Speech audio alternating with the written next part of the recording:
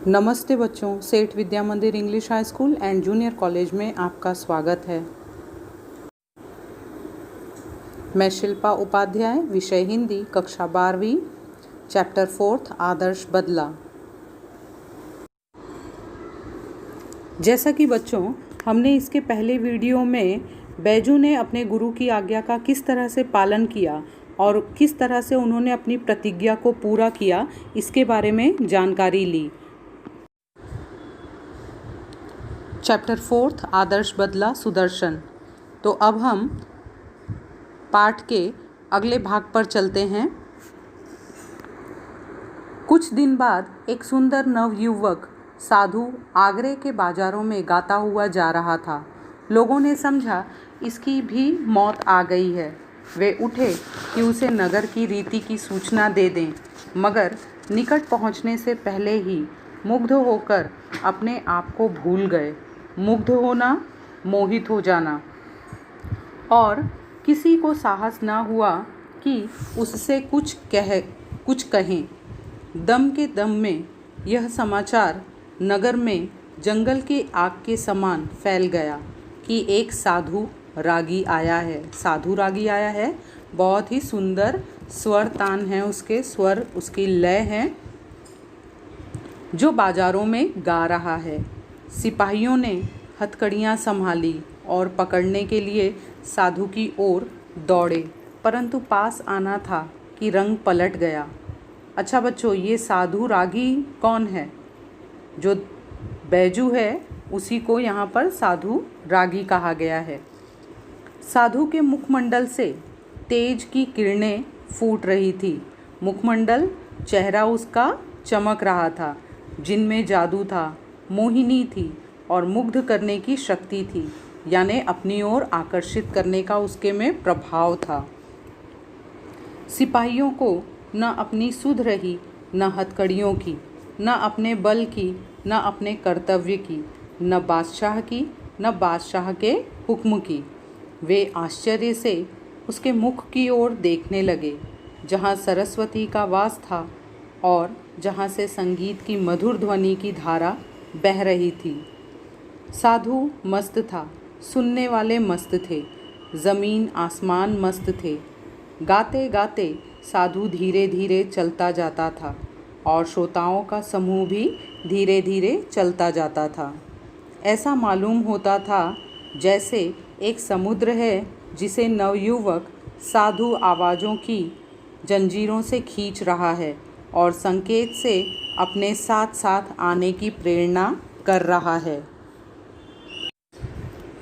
यहाँ कहने का तात्पर्य यह है कि सारा संसार बैजू के गाने से मोहित हो गया था। मुग्ध जन समुदाय चलता गया, चलता गया, चलता गया, पता नहीं किधर को, पता नहीं कितनी देर। एकाएक गाना बंद हो गया। जादू का प्रभाव टूटा तो लोगों ने देखा कि वे तानसेन के महल के सामने खड़े हैं। उन्होंने दुख और पश्चाताप से हाथ मले और सोचा, यह हम कहाँ आ गए। साधु अज्ञान में ही मौत के द्वार पर आ पहुँचा था। भोली भाली चिड़िया अपने आप अजगर के मुंह में आ फंसी थी और अजगर के दिल में जरा भी दया ना थी। बच्चों, यहाँ एक उदाहरण दिया गया है कि भोली भाली चिड़िया यानी बैजू और वहाँ के जन समुदाय के लोग, और अजगर तानसेन को कहा गया है। तानसेन बाहर निकला। वहाँ लोगों को देखकर वह हैरान हुआ और फिर सब कुछ समझकर नवयुवक से बोला, यह नवयुवक कौन है? बैजू। तो शायद आपके सिर पर मौत सवार है। नवयुवक साधु मुस्कुराया। जी हाँ, मैं आपके साथ गान विद्या पर चर्चा करना चाहता हूँ। तानसेन ने बेपरवाही से उत्तर दिया। अच्छा, मगर आप नियम जानते हैं ना? नियम कड़ा है और मेरे दिल में दया नहीं है। मेरी आँखें दूसरों की मौत को देखने के लिए हर समय तैयार हैं। नवयुवक, बैजू ने कहा, और मेरे दिल में जीवन का मोह नहीं है। मैं मरने के लिए हर समय तैयार हूँ। इसी समय सिपाहियों को अपनी हथकड़ियों का ध्यान आया। झंकारते हुए आगे बढ़े और उन्होंने नवयुवक साधु के हाथों में हथकड़ियाँ पहना दी। भक्ति का प्रभाव टूट गया। श्रद्धा के भाव पकड़े जाने के भय से उड़ गए और लोग इधर उधर भागने लगे। सिपाही कोड़े बरसाने लगे और लोगों के तितर बितर हो जाने के बाद नवयुवक साधु को दरबार की ओर ले चले। दरबार की ओर से शर्तें सुनाई गई। कल प्रातःकाल नगर के बाहर वन में तुम दोनों का गायन युद्ध होगा। तुम दोनों का यानी तानसेन और बैजू का। अगर तुम हार गए तो तुम्हें मार डालने तक का तानसेन को पूर्ण अधिकार होगा, और अगर तुमने उसे हरा दिया तो उसका जीवन तुम्हारे हाथ में होगा। नौजवान साधु ने शर्तें मंजूर कर ली। दरबार ने आज्ञा दी कि कल प्रातः तक सिपाहियों की रक्षा में रहो। किसे रहने की रक्षा में आज्ञा दी? बैजू को। यह नौजवान साधु बैजू बावरा था। सूरज भगवान की पहली किरण ने आगरे के लोगों को आगरे से बाहर जाते देखा। साधु की प्रार्थना पर सर्वसाधारण को भी उसके जीवन और मृत्यु का तमाशा देखने की आज्ञा दे दी गई। साधु की विद्वता की धाक दूर दूर तक फैल गई थी। जो कभी अकबर की सवारी देखने को भी घर से बाहर आना पसंद नहीं करते थे, आज वे भी नई पगड़ियाँ बांधकर निकल रहे थे। कहने का मतलब है, नगर के सर्वसाधारण आम जनता लोग भी बैजू और तानसेन के गान युद्ध को देखने के लिए बाहर निकल पड़े थे। ऐसा जान पड़ता था कि आज नगर से बाहर वन में नया नगर बस जाने को है। वहाँ जहाँ कनाते लगी थी।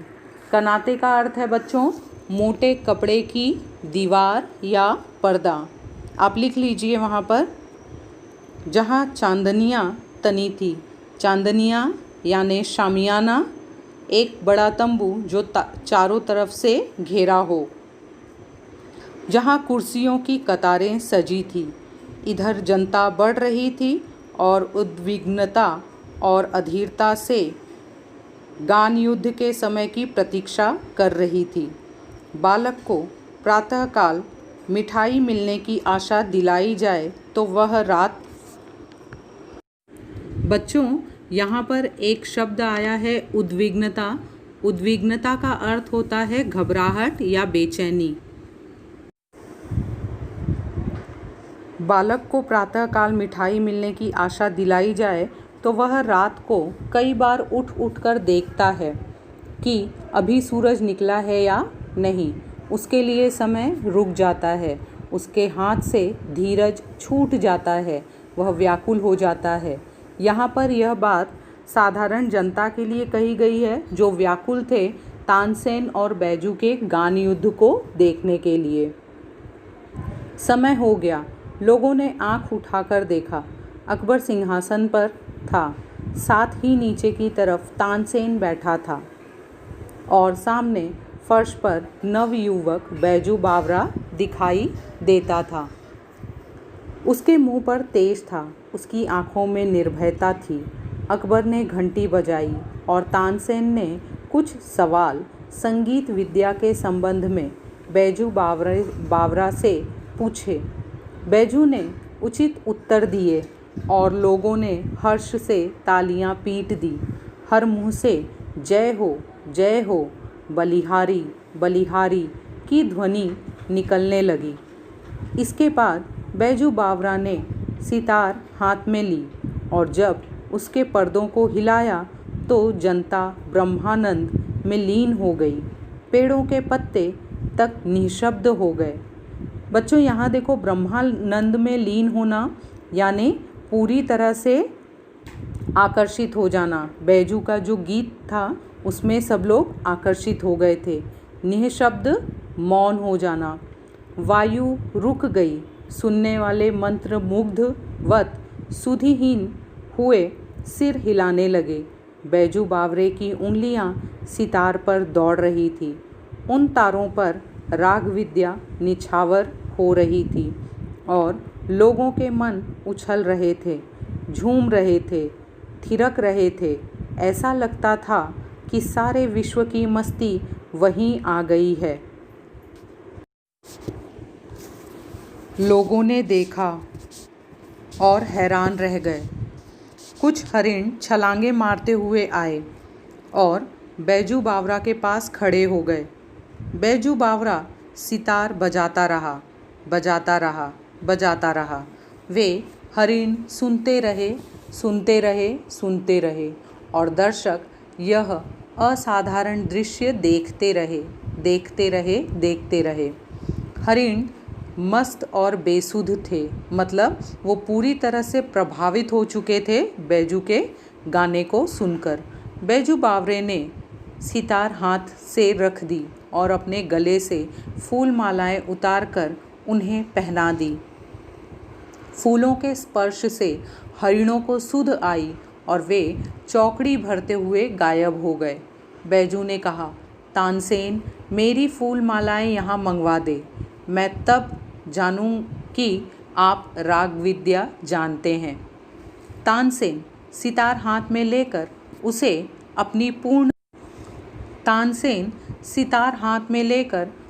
अपनी पूर्ण प्रवीणता के साथ बजाने लगा। पूर्ण प्रवीणता यानी कुशलता। ऐसी अच्छी सितार, ऐसी एकाग्रता के साथ उसने अपने जीवन भर में कभी न बजाई थी। सितार के साथ वह आप सितार बन गया और पसीना पसीना हो गया। उसको अपने तन की सुधि न थी और सितार के बिना संसार में उसके लिए और कुछ न था। आज उसने वह बजाया जो कभी न बजाया था। आज उसने वह बजाया जो कभी न बजा सकता था। यह सितार की बाजी न थी, यह जीवन और मृत्यु की बाजी थी। आज तक उसने अनाड़ी देखे थे, आज उसके सामने एक उस्ताद बैठा था। कितना ऊंचा, कितना गहरा, कितना महान। आज वह अपनी पूरी कला दिखा देना चाहता था। आज वह किसी तरह भी जीतना चाहता था। आज वह किसी भी तरह जीते रहना चाहता था। यह बात बच्चों तानसेन की बताई जा रही है। बहुत समय बीत गया, सितार बजती रही, उंगलियां दुखने लगी, मगर लोगों ने आज तानसेन को पसंद ना किया। सूरज और जुगनू का मुकाबला ही क्या। आज से पहले उन्होंने जुगनू देखे थे, आज उन्होंने सूरज देख लिया था। बच्चों, यहाँ सूरज किसको कहा गया है? बैजू को, और जुगनू तानसेन को कहा गया है।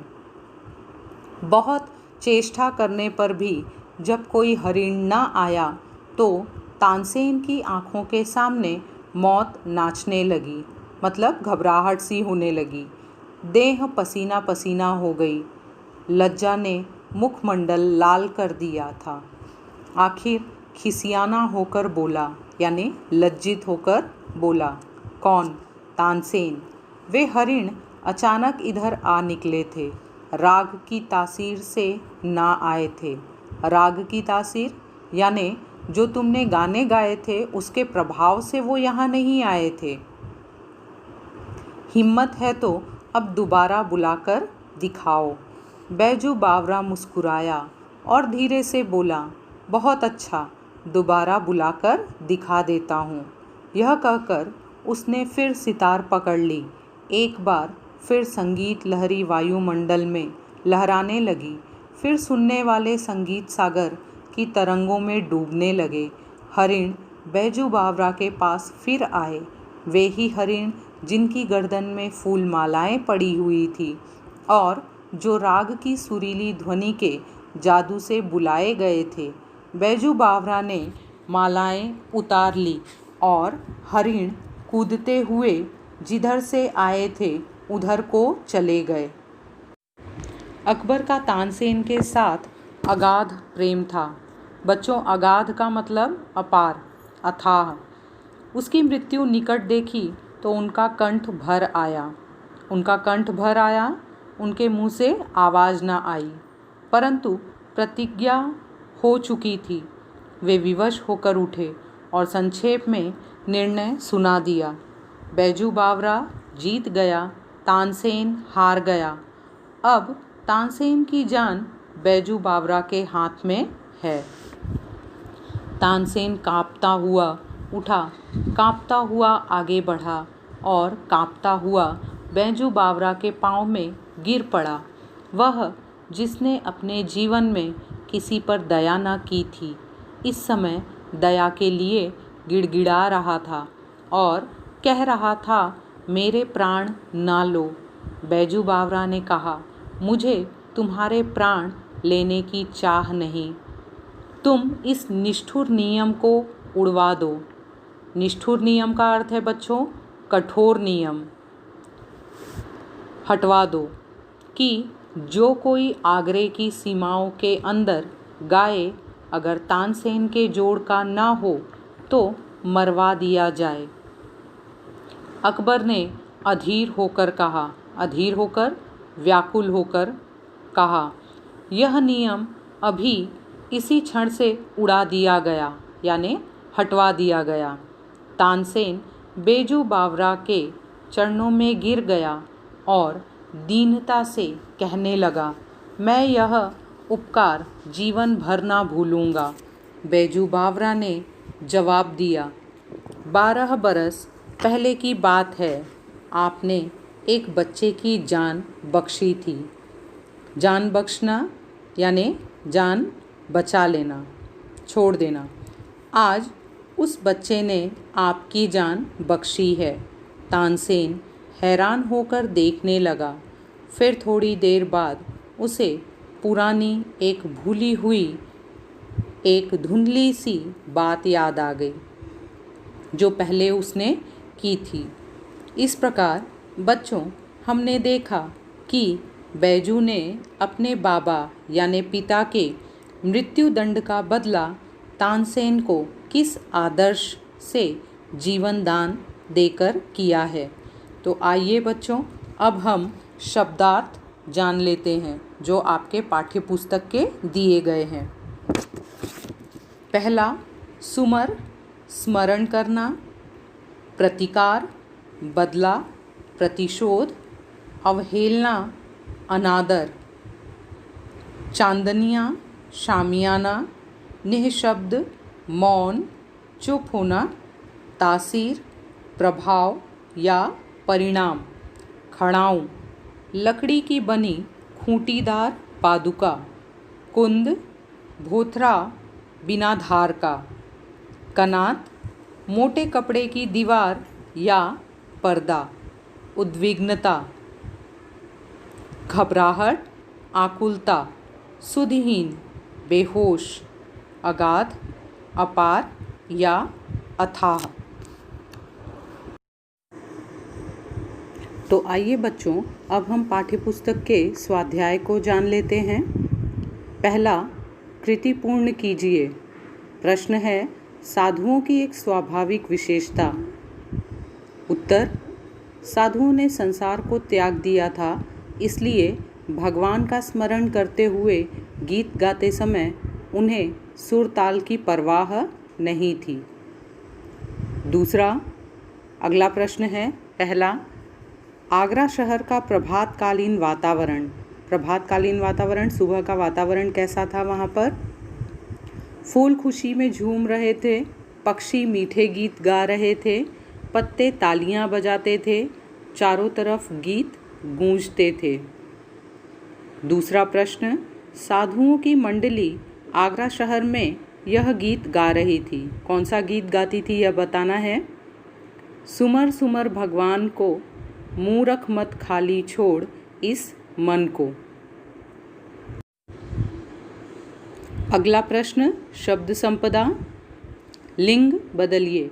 पहला साधु, साधु का, साध्वी, नवयुवक, नवयुवती, महाराज, महारानी, दास, दासी। प्रश्न नंबर तीसरा अभिव्यक्ति से संबंधित है। पहला प्रश्न, मनुष्य जीवन में अहिंसा का महत्व, इस विषय पर अपने विचार लिखिए। तो बच्चों उत्तर है, अहिंसा का सामान्य अर्थ है हिंसा न करना, अर्थात किसी भी मनुष्य या प्राणी को शारीरिक या मानसिक रूप से तकलीफ नहीं देना। मनुष्य में यही अहिंसा की भावना ही उसे पशु से भिन्न बनाती है। अहिंसा के मार्ग पर चलने वाले मनुष्य का जीवन सुख एवं समृद्धि से भरा रहता है। उसका मन हमेशा शांत रहता है। वह अपने से निम्न वर्ग के लोगों का शोषण नहीं करता है। गरीबों और असहाय लोगों की सहायता करने में हमेशा अपना योगदान देता है। हिंसा करने वाले लोगों को अहिंसा के मार्ग पर चलने के लिए प्रेरित करता है। इसके विपरीत हिंसा करने वाले मनुष्य का जीवन दुखों, परेशानियों एवं कष्टों से भरा होता है। परिवार, समाज व देश की नज़रों में उसका सम्मान कम होने लगता है। अतः एक खुशहाल जीवन बिताने के लिए मनुष्य को अहिंसा का मार्ग अपनाना चाहिए। अभिव्यक्ति का ही दूसरा प्रश्न है बच्चों, सच्चा कलाकार वह होता है जो दूसरों की कला का सम्मान करता है। इस कथन पर अपना मत व्यक्त कीजिए।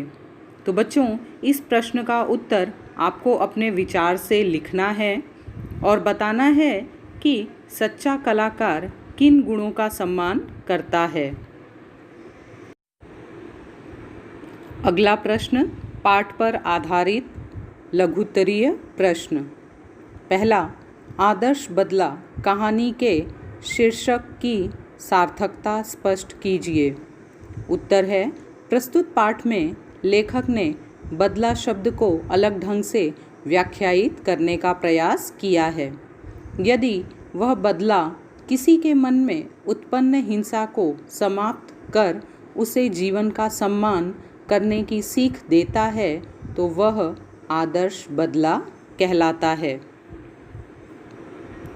अगला दूसरा प्रश्न है, बैजू बावरा संगीत का सच्चा पुजारी है। इस विचार को स्पष्ट कीजिए। उत्तर, बचपन में बैजू अपने पिता को भजन गाने के कारण तानसेन की क्रूरता का शिकार होता हुआ देखता है, परंतु वही बैजू तानसेन को संगीत प्रतियोगिता में पराजित कर उसे जीवन दान देता है और संगीत का सच्चा साधक सिद्ध होता है। अगला प्रश्न है बच्चों, साहित्य संबंधी सामान्य ज्ञान। पहला, सुदर्शन जी का मूल नाम क्या है? उत्तर, बद्रीनाथ। दूसरा, सुदर्शन जी ने इस लेखक की लेखन परंपरा को आगे बढ़ाया है। उत्तर, प्रेमचंद। तो बच्चों हमने आज पाठ 4 आदर्श बदला पाठ का अध्ययन किया और पाठ के स्वाध्याय से संबंधित प्रश्न उत्तर का अभ्यास किया। बच्चों आप अपने नोटबुक में इन प्रश्नोत्तरों का लेखन कीजिए तथा पाठ से संबंधित यहाँ कुछ मुहावरे दिए गए हैं, उनका अर्थ लिखकर अपने वाक्य में प्रयोग कीजिए। धन्यवाद।